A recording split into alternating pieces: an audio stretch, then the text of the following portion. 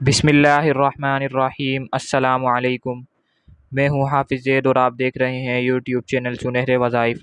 امید کرتا ہوں آپ دیکھنے اور سننے والے حضرات خیر خیریت سے ہوں گے، تو اللہ تعالی ہمیں اپنی خیر و عافیت میں رکھے۔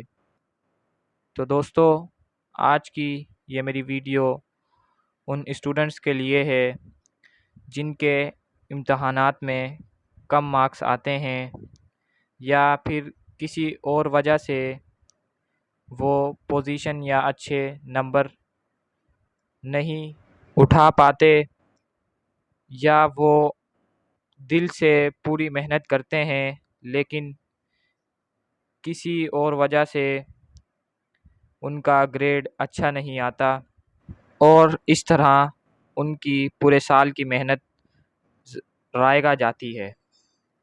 تو اس لیے میں آپ کو ایک ایسا قرآنی آیت کا بہت ہی پیارا اور آسان سا عمل ہے، یہ آپ نے امتحان میں مطلب پیپر دینے سے پہلے 7 مرتبہ پڑھنا ہے، اور بہت ہی آسان اور پرتاثیر وظیفہ ہے۔ تو وظیفہ بتانے سے پہلے میری یہی گزارش ہے کہ اگر آپ میرے چینل پر نئے ہیں تو میرے چینل کو سبسکرائب کر لیں، اور اگر میری ویڈیو آپ کو پسند آئے تو لائک لازمی کریں۔ تو جب آپ پیپر دینے لگیں تو یہ آیت سورہ انفال کی یہ آیت نمبر 62 آپ نے 7 مرتبہ پڑھنی ہے۔